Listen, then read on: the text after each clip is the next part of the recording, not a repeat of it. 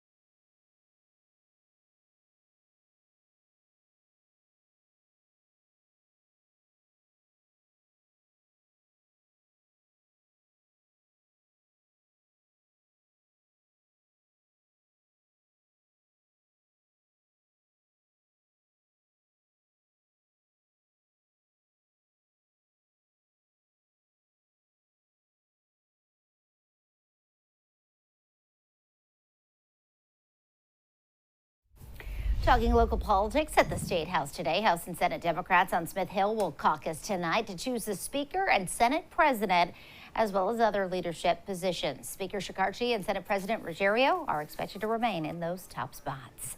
And which party will control Congress? Well, that's still up in the air 2 days after the election. A couple of key states continue counting their votes. And in Georgia, we're going to have to wait until a runoff election in December, while the Senate is still a toss-up. ABC's M. Wynn has the latest. 2 days after Election Day, and Americans still don't know which party controls Congress. The results for the Senate are mostly in, except for 3 states, Arizona, Nevada, and Georgia. For the House, the results could take longer, though Republicans have an easier path to the 28 seats they need to control that chamber. Even if they lose the House, Democrats are taking a victory lap after overperforming on election night. While the press and the pundits are predicting a giant red wave, it didn't happen. ABC News' latest Senate count, 48 Democrats to 49 Republicans, meaning whichever party can clinch 2 of the 3 remaining seats will win the majority. In Arizona and Nevada, they're still counting ballots and the margins are razor thin. The mail will continue to process. every day. If neither the Democrats nor Republicans sweep those seats, then the Senate majority will once again come down to a runoff race in Georgia. There is one race in our state that is going to be moving to the December 6th runoff. Incumbent Democratic Senator Raphael Warnock and Republican challenger Herschel Walker were tied at 49% on election night, but one of them needed to surpass 50% to win. President Biden doing his part, promoting a fundraiser for Warnock on his personal Twitter page. We will hear from the people of Georgia. I don't come to lose. In the House, Republicans are inching closer to taking a majority, albeit a slim one. Minority Leader Kevin McCarthy already publicly seeking support to become the next Speaker of the House, despite dozens of races still being undecided. Do you have the votes for both the majority and the speakership? Yes. For now, all eyes are on Nevada and Arizona, where officials continue to count thousands of votes. And every day, as they release more results in their Senate races, we may get a better sense of which party is gaining or losing momentum. M. Wynn, ABC News, Washington. And still to come on ABC6 News at noon, Hurricane Nicole makes landfall in Florida and is packing a punch. We'll check in.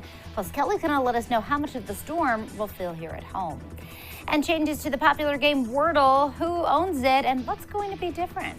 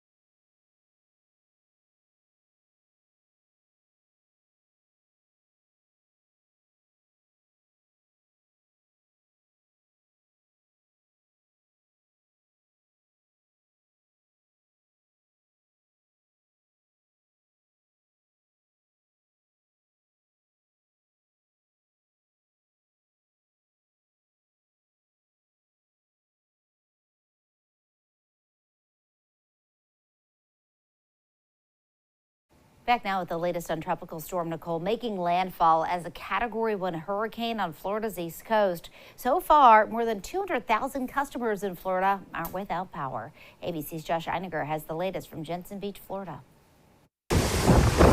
Today, the state of Florida is assessing the damage after a rare late-season tropical system that slammed the state's Atlantic coast. Overnight, Nicole made landfall just south of Vero Beach as a Category 1 hurricane. The storm caused epic beach erosion all along the shore. In Volusia County, several homes lost their oceanfront patios and yards. Others were left teetering in the wind as gusts topped 75 miles per hour, with a storm surge up to 6 feet. Massive waves ripped apart this pier in Deerfield Beach and wreaked havoc in Daytona, already hit by Hurricane Ian 6 weeks ago. These homes right here barely hanging on. You can see it's just starting to crumble little by little underneath this house. Not far from there. Erosion is so extensive, police forced the evacuation of more than half a dozen high-rise condos amid fears they could crumble and fall into the sea. I think this house is going to go in. I think 4 houses down is going to go in, and I think the pool's going to go in. Yeah.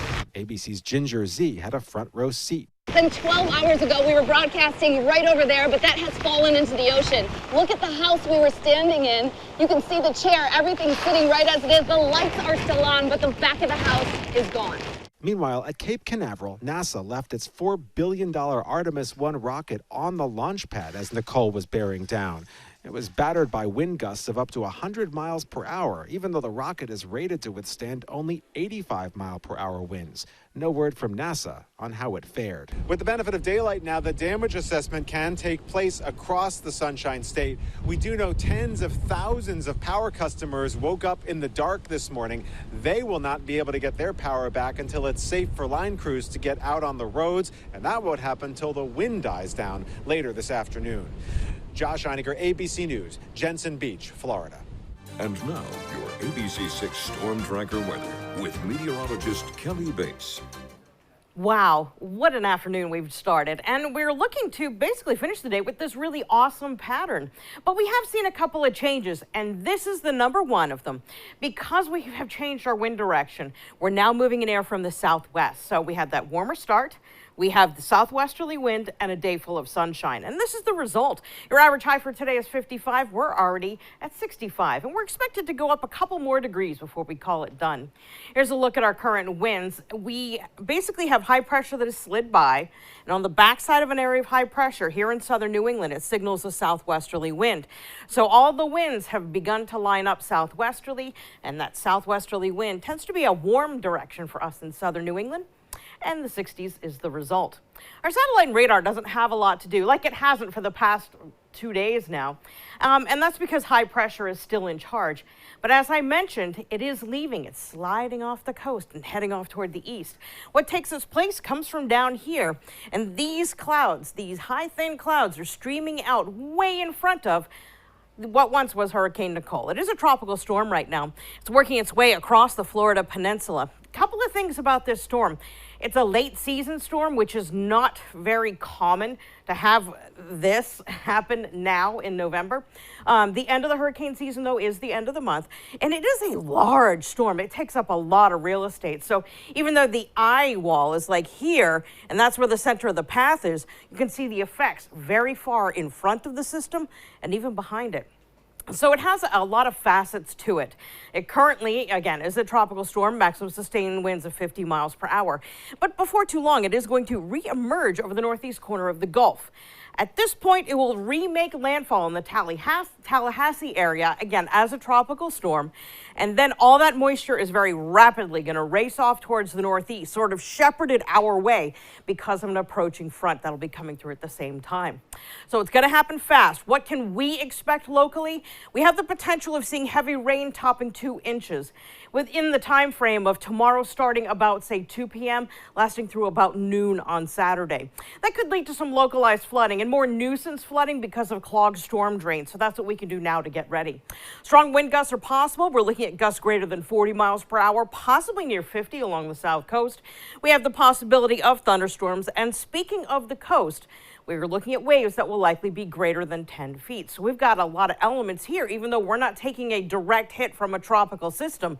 We're just dealing with the leftovers. So we're going to go forward in time. Tomorrow, about this time, we will have clouds in place, and then we're just waiting for the heavier rain, periods of heavy rain, to develop across the region. They'll likely be in place during the late commute, and that could lead to slower conditions on the roads getting home. As we go into Saturday morning is when the real heart of the system will be lifting on through, and we do have a chance of thunderstorms at that time as well. But you'll notice that it moves pretty quickly, and by the time we get to 11 in the morning, we should start to see sun increasing from west to east across the region. Now, it does have the potential of being a big rainmaker, and the amount of rain that we see across the region will hinge on the exact path that low takes. You see, the heavier rain will be located on the left side of the path, and right now the path comes this way. So as a result, the heavier rain totals are expected to be over Connecticut. But if it shifts, it could push it into Rhode Island and southeastern Mass. You'll notice on the eastern side of this, there isn't a whole lot expected compared to what we're looking at back here. But still, we do have that potential of 2 inches or more of rainfall. It is going to be accompanied by a wind component. Higher wind gusts will be located along the south coast. As we go to Friday night, near midnight, we will likely see wind gusts greater than 40 miles per hour already in place. And those winds will continue to increase in the interior well into the 40+ mile per hour range as we go to Saturday morning. Of course, as the system pulls by, the winds begin to relax as we finish out your Saturday. Lots going on. For today, though, lots of sunshine. We're looking at really ideal conditions, highs topping out near 67. It will be a little bit breezy at times with winds occasionally gusting to 25 miles per hour. For tonight, partly cloudy, some late patchy fog. Temperatures will be bottoming out near 49, and that's how we'll start tomorrow. Meanwhile, here's your extended forecast. Temperatures will be going up with the system as it moves on through. We're also looking at an increase in humidity, so it's going to feel weirdly humid for both Friday and for Saturday. Behind it all, we take a sharp turn for the cooler, and we go below average for the start of next week. Doreen? All right, Kelly, thanks. The New York Times, the owners of Wordle, say the game is shifting away from the original pre-selected words to include words that include the paper choices, the paper chooses rather. Also changing is the answer. It will now never be a plural that ends in S or ES. We'll be right back.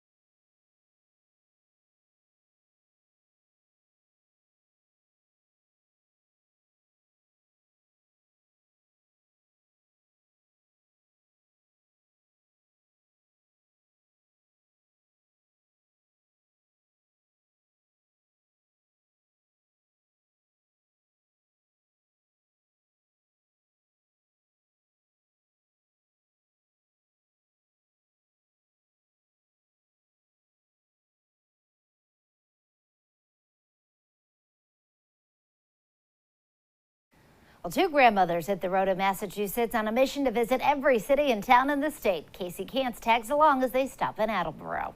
All right, we'll see you at the next stop. They call themselves Two Grannies on the Road. two young at heart grandmothers, Beth Soboloff and Marcia Rothwell, both with one mission. I said, let's visit every city and town in Massachusetts. That's 351 communities, and they took us along as they knocked another one off their list. This is city number, or town number 45. Attleboro. First stop, Welcome to the Burgundians. breakfast at the Burgundian. We'll go someplace for breakfast. How is it, Casey? Nice healthy bite. So good. Oh my God. Isn't it good? The whole time, the ladies documenting each moment of every stop for their web show. We'll go to the Historical Society. We try to do it, first thing, make sure that we have time in the day for that to get the history of the town. And in Attleboro, there's a lot of that. Oh, look at these great steps. Yeah. As we found out visiting the oldest home in Attleboro, the Peck House. History around every corner. One day I was up here cleaning, and I looked inside this, and I saw all that junk in there. I don't know if you can see it in there. And so I thought, oh, I gotta clean that out. And then I looked in further, and it says, in a little piece of paper underneath it, do not destroy the contents of this jar. It is the burnt mortgage. And when you talk about historic Attleboro, well, you have to talk jewelry. Next stop, we're going to Attleboro Jewelry, and the owner there has been in the jewelry industry for many, many years. Her family has. Such a fun day already at this point. Can't wait to have more fun. Let's go. Attleboro, once known as the jewelry capital of the world, Longtime jeweler Nancy Young is the president of Attleboro Jewelers. This is our history, and also it's our future. And she loves what two grannies on the road are doing throughout the Bay State. Well, I think it's wonderful because, you know, so many people now will look at this because they want the experience and whatever. This is recording the story, so we should be very proud. One thing is for sure about Beth and Marcia's journeys, they certainly don't short any of the communities they visit, packing a full day into every stop. Yeah, absolutely. We want to educate people. We want to show them what's in their own backyard. And they hope you, like we did, come along for the ride.